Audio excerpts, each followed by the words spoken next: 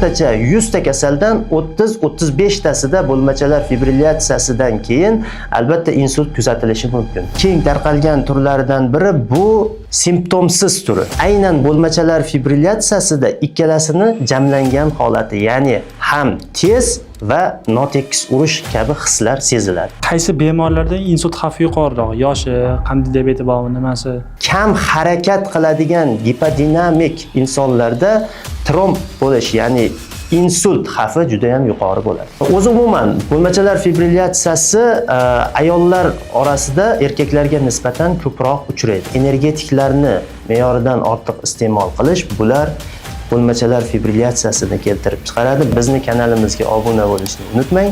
Biz sizga salomatligingiz uchun eng kerakli ma'lumotlarni berib boramiz. Xilpillovchi aritmiya degan nima o'zi? Oddiyroq deb tushuntirib berasiz? Xilpillovchi aritmiya, ya'ni bo'lmachalar fibrillatsiyasi bu yurakni tartibsiz, aynan bo'lmachalarni 300 tadan 600 martagacha notekis qisqarishi natijasida yurak qorinchalarini palapartish urish kasalligi hisoblanadi. Bo'lmachalar fibrillatsiyasini oddiy boshqa aritmiyalardan asosiy farqi shundaki, bo'lmachalar fibrillatsiyasida bemorlar aynan yurakni tez, lekin notekis urishini sezadi. Bemorlarda yurak urishlari boshqa aritmiyalarda notekislik yoki bo'lmasam to'satdan tez urish bo'lsa, aynan bo'lmachalar fibrillatsiyasida ikkalasini jamlangan holati, ya'ni ham tez va notekis urish kabi hislar seziladi. Xilpillovchi aritmiya bo'lgan odam, boshdan o'tkazgan odam nima sezadi? Qanaqa bilib olsa bo'ladi xilpillovchi aritmiya bo'lib turgani? 3 ta eng asosiy simptomni sanab bering. Xilpillovchi aritmiyasi bor bemorlarning asosiy sezadigan 3 ta klinik belgilari. Bular quyidagilar. Birinchi navbatda yurakni tez urishini, ikkinchisi yurakni tez lekin notekis urishini va uchinchisi ba'zida pulsni, ya'ni yurakni umuman eshitilmasligi, ya'ni yurak urishlari umuman sezilmasligini bilish mumkin bo'ladi. Xilpillovchi aritmiya ba'zan umuman bilinmasdan ham yurishi mumkinmi? Bo'lmachalar fibrillatsiyasini eng keng tarqalgan turlaridan biri bu simptomsiz turi hisoblanadi. Ya'ni bemorlar hech qanaqangi shikoyat bilmaydilar, faqatgina klinik tekshiruvlarda yoki EKG tekshiruvdagina ma'lum bo'ladi. Bu aynan bemorlarda qanaqangi belgilarni berishi mumkin bo'ladi va bemorlarda eng ko'p seziladigan holat bu harakatda tez charchash va holsizlik belgilari bilan namoyon bo'ladi. Mana shu narsani pulsni qo'l bilan o'lchash orqali ham bilsa bo'ladimi? Bo'ladi. Va bundan tashqari bemorlarda agar bo'lmachalar fibrillatsiyasi simptomsiz, ya'ni belgilarsiz kechadigan bo'lsa, o'zini pulsini ushlab ko'rib yoki yurakni eshitib ko'rish orqali ham yurakni palapartish va tez urayotganligini bilish mumkin. Xo'p, bildim. Haqiqatan menda xilpillovchi aritmiya bor. Bunaqa holatda qaysi payt tez tibbiy yordam qilishim kerak, ya'ni chaqirishim kerak, nima qilishim kerak, qaysi holatda bilgandan keyin xavfli bo'lishi mumkin, qanaqa holatda bu narsa xavfli bo'lishi mumkin? O'zi umuman bo'lmachalar fibrillatsiyasini xavfliligi shundan iboratki, bu aritmiyaning asoratlaridan eng keng tarqalgani bu insult chaqirishi. Ya'ni kasalliklarning ichida eng ko'p insult bo'lgan insonlarni tekshirilganda aynan bo'lmachalar fibrillatsiyasi bor insonlarda insult bo'lish xavfi yuqori ekanligi aniqlangan. Bu holatlarda eng kerakli va samarali yechim bu o'z vaqtida insultga qarshi profilaktika davo choralarini ko'rish. Agar bo'lmachalar fibrillatsiyasi aniqlandi, demak bemorlar albatta insultga ritmni normallashtirish uchun emas, insultni profilaktika qilish uchun davo muolajalarini olish va aritmolog mutaxassisga murojaat qilishlari shart. Qanaqa insult bo'ladi? Vizualni tushuntirib bering. Bo'lmachalar fibrillatsiyasida eng ko'p tarqalgan asoratlaridan biri bu insult deyapmiz. Buni kelib chiqishiga sabab bo'ladigan asosiy holat bu bo'lmachalarni aytib o'tganimizdek 300 tadan 600 martagacha qisqarishi, ya'ni bu qisqarish emas, aynan hilpirashi natijasida yurakni chap bo'lmachasida joylashgan quloqcha deb ataluvchi kovak qismi bor. Va ana shu kovak qismda qon oqimini bo'lmasligi natijasida u yerda qon to'xtab qolib, natijada u yerda tromb shakllanadi va yurakni to'satdan bir qattiq qisqarishi natijasida u yerdagi tromb uchib chiqib bosh miya tomirlariga tiqiladi va natijada insult kuzatiladi. Qaysi bemorlarda insult xavfi yuqoriroq? Yoshi, qand diabeti bor, nimasi? Bo'lmachalar fibrillyatsiyasi bo'lgan bemorlarda kimlarda insult xavfi eng yuqori bo'ladi? Bu birinchi navbatda klinik belgilarsiz bo'lgan bemorlar, ya'ni simptomlar sezmagan bemorlarda. Chunki ular qachon boshlanganini va ularda bezovtalik bo'lmaganligi sababli uzoq vaqt davomida kasallikni o'tkazib yuboradi. Ikkinchisi bu qandli diabeti bor va yurak ishemik kasalliklariga, yurak tromb kasalliklariga moyil bo'lgan va aynan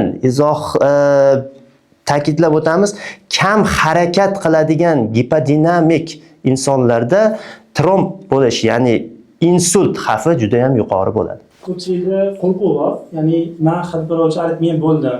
Endi men insult bo'lamanmi? Anaqa bor. O'zi qancha yuztadan nechtasi insult bo'ladi? Odatda bo'lmachalar fibrillyatsiyasi bor insonlarda foizi, masalan, ko'pchilikda qo'rquv bo'ladi. Haqiqatan ham men insult bo'lib qolaman shekilli, bo'lmachalar fibrillyatsiyasi bor, menda albatta insult kuzatiladi deydi. Lekin statistika bo'yicha o'rtacha 100 ta kasaldan 30-35 tasida bo'lmachalar fibrillyatsiyasidan keyin albatta insult kuzatilishi mumkin. Bu o'zi asli yuqori ko'rsatkich. Lekin o'z vaqtida davo muolajalarini qilib yurgan va haligi aytganimizdek yuqori xavf, tromboz xavfi yuqori bo'lmagan guruhga kiradigan insonlarda bu insult kuzatilish ehtimoli kamroq bo'lishi mumkin. Men bildim, xilpirovchi aritmiya borligini. Diagnostikasi qanaqa etapdan o'tadi? Diagnostikalar qanaqa bo'ladi? Agar sizda bo'lmachalar fibrillyatsiyasi belgilari bor va sizda EKG tekshiruvi natijasida yoki shifokor qabulida sizda bo'lmachalar fibrillyatsiyasi aniqlansa, o'tishingiz zarur bo'lgan asosiy klinik tekshiruvlardan bular EKG tekshiruvi, birinchisi, ikkinchisi sutkalik Holter monitoringi va uchinchisi EKG tekshiruvlarini albatta o'tkazish kerak bo'ladi. Davolashda asosiy maqsad nima? Ritmni tiklashmi, urish sekinlashtirish bo'ladimi yoki asoratni oldini olishmi? Bo'lmachalar fibrillyatsiyasini davolashda asosan ikkita maqsad. Birinchisi bu insult xavfini oldini olish, ikkinchisi yurak yetishmovchiligiga sabab bo'ladigan, yurak yetishmovchiligini keltirib chiqaradigan omillarni bartaraf qilish. Davolashda ikki xil metod qo'llaniladi, ya'ni birinchisi usul bu ritmni to'liq tiklash, ikkinchisi faqatgina ritm kontroli, ya'ni CSS yurak ritmini kontrol qilish.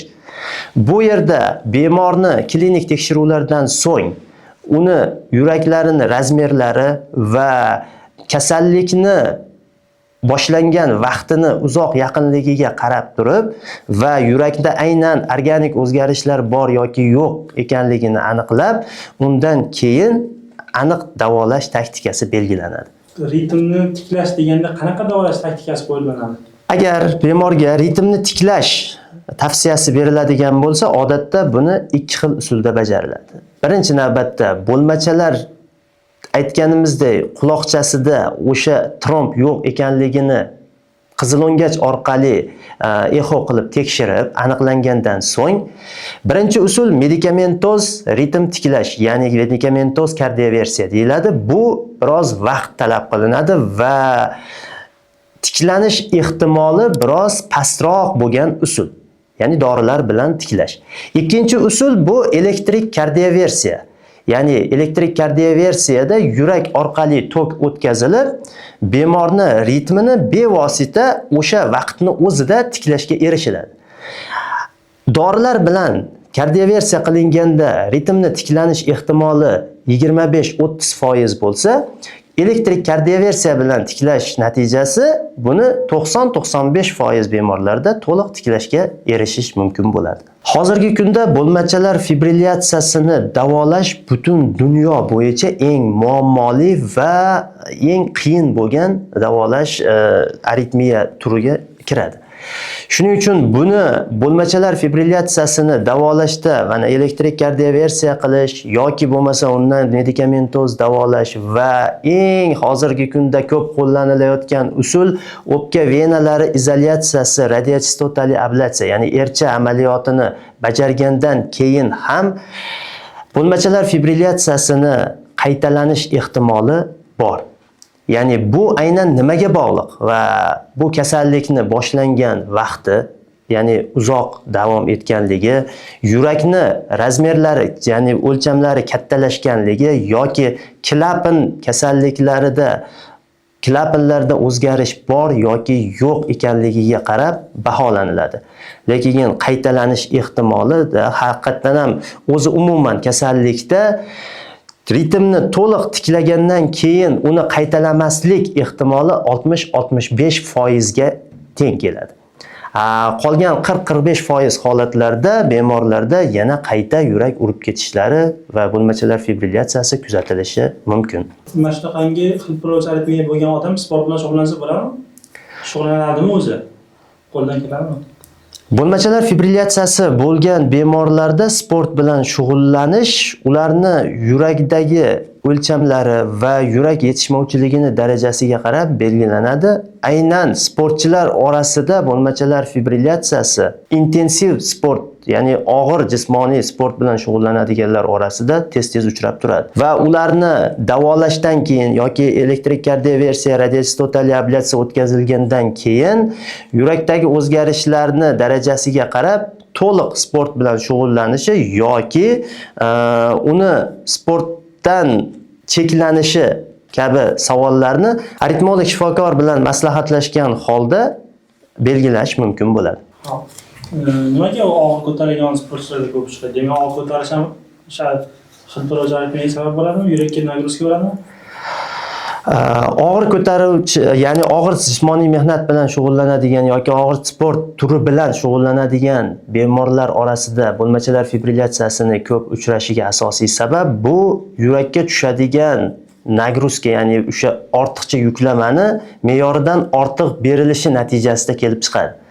Bu yerda yurakka tushadigan nagruska ortishi natijasida yurakni bo'lmachalar hajmi oshishni boshlaydi va natijada yurak kardiomiyotsitlar bir-biridan uzoqlashib, o'sha bo'lmachalar fibrillyatsiyasi kelib chiqadigan aktiv o'choqlarni keltirib chiqarishi mumkin bo'ladi.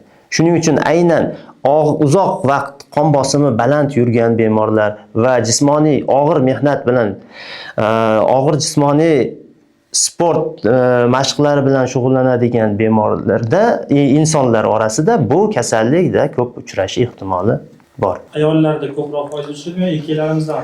O'zi umuman bo'lmachalar fibrillyatsiyasi ayollar orasida erkaklarga nisbatan ko'proq uchraydi. Buni asosiy sababi bu ayollardagi gormonal o'zgarishlar fonida yurakda paydo bo'ladigan organik o'zgarishlar hisobiga deb baholanadi.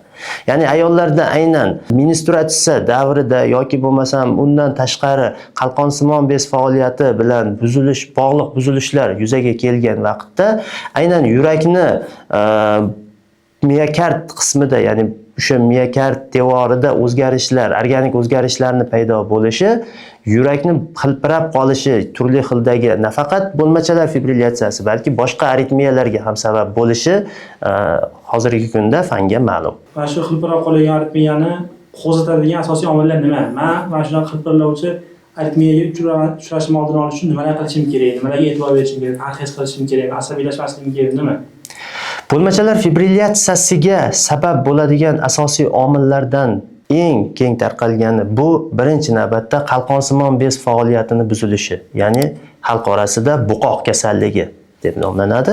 Bundan tashqari zararli odatlar, spirtli ichimliklarni me'yoridan ortiq iste'mol qilish, tamaki mahsulotlarini me'yoridan ortiq iste'mol chekish va energetiklarni hozirgi kunda eng keng tarqalgan energetiklarni me'yoridan ortiq iste'mol qilish bular bo'lmachalar fibrillyatsiyasini keltirib chiqaradi. Bundan tashqari hali aytib o'tganimizdek intensiv jismoniy mehnatlar va sport mashqlarini noto'g'ri bajarish oqibatida ham bo'lmachalar fibrillyatsiyasi kasalligi kelib chiqish ehtimoli juda ham yuqori.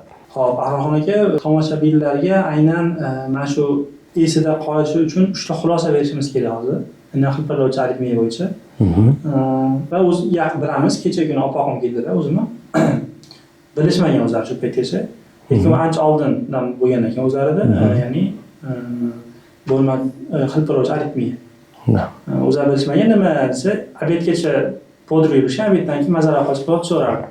Voy deb yotishadi. Umuman shunaqa opoqsi borlar yoki ota-onasi yoshi o'tgan ota-onasiga quvvatsizlanyapti degani faqat yoshi o'tgandan emas, yurakdan bo'lishi ham mumkin. Shu haqida ozgina xulosa berib ketsangiz. Albatta. Bo'lmachalar fibrillyatsiyasi belgilari aytib o'tganimizdek simptomli, ya'ni belgilar bilan va belgilarsiz namoyon bo'lishi mumkin. Va aynan belgilarsiz namoyon bo'ladigan bo'lmachalar fibrillyatsiyasi bu eng yuqori xavf guruhiga kiradigan insonlar qatoriga kiradi. Ya'ni bularda insult xavfi juda ham yuqori bo'ladi. Birinchi navbatda bo'lmachalar fibrillyatsiyasi bor yoki yo'q ekanligini baholash uchun albatta vaqti bilan EKG tekshiruvidan o'tib turishi yoki agar vaqti bilan o'zida qandaydir yurakda notekis urishi, holsizlanish, to'satdan davleniya yoki qon bosimini tushishi yoki ko'tarilishi bilan bog'liq bosh aylanishi kabi belgilar kuzatilayotgan bo'lsa va bu tezda o'tib ketayotgan bo'lsa, albatta sutkalik Holter monitoring tekshiruvidan o'tishlari kerak bo'ladi. Yoki simptomli bemorlarda va aynan o'zini pulsini ushlab ko'rib yoki bo'lmasam shifokor qabulida bemorda sizda aritmiya bor ekan degan xulosa eshitgan bo'lsa, albatta aritmolog ko'rigidan o'tib turishlari talab qilinadi. Bo'lmachalar fibrillyatsiyasida eng keng tarqalgan asoratlardan biri bu insult xavfini oldini olishda o'z vaqtida kasallikni aniqlash va to'g'ri uni profilaktika qilish juda ham muhim hisoblanadi. Masalan, mana 85 yoshli bemor, hech qanaqangi simptomlar yo'q, kelishyapti. Asosiy bularda bo'ladigan belgi kunning ikkinchi yarmiga borib holsizlanish, quvvatsizlanish yoki yurak sohasida hech qanaqangi bir noxushlik yo'q, lekin holsizlanadi. Bularda eng EKG tekshiruvida ko'rilganda bo'lmachalar fibrillyatsiyasi aniqlandi. Va bularda ritmni tiklash kerakmi yoki yo'qmi degan savolga albatta echo tekshiruvi natijasiga qarab turib xulosa qilamiz. Ya'ni yurakda organik o'zgarishlar yo'q, demak hammasi normada, demak ritmni tiklash mumkin. Organik o'zgarishlar bor, klapan patologiyasi bor bemorlarda ritmni tiklamasdan ularda faqatgina yurak urishlar sonini normallashtirib turib, insult xavfini oldini oladigan terapiya o'tkazish kerak bo'ladi. Bemorlarda simptomsiz kechayotgan bo'lsa, o'zi shundoq ham ular hech qanaqangi belgi bo'lmasa, unda ritmni tiklash kerakmi degan savolga bundagi o'zgarishlarga qarab, ya'ni yurakni kuchi pasayib boryapti, bo'lmachalar razmeri kattalashib boryapti, demak u holatda albatta ritmni tiklash zarur. Chunki yurak ritmini buzilib uzoq vaqt notekis urib turishi keyinchalik borib yurak yetishmovchiligini keltirib chiqaradi va natijada bemorlarda dastlab simptomsiz bo'lgan bemorlarda keyinchalik vaqt o'tgan sari o'sha aynan aritmiya bilan bog'liq bo'lgan holsizlik, quvvatsizlik kabi yurak yetishmovchiligini belgilari, harakatda hansirash, yotgan holatda, gorizontal holatda yotganda havo yetishmaslik, bo'g'ilish kabi hislarni keltirib chiqaruvchi og'ir asoratlarni yuzaga keltirishi mumkin bo'ladi. Shuning uchun aytib o'tganimizdek, bo'lmachalar fibrillyatsiyasini aniqlashda eng asosiy 3 ta belgi. Birinchisi, o'zida holsizlik, quvvatsizlik yoki yurak sohasida noxushlik sezilyaptimi? Albatta EKG tekshiruvini qilish.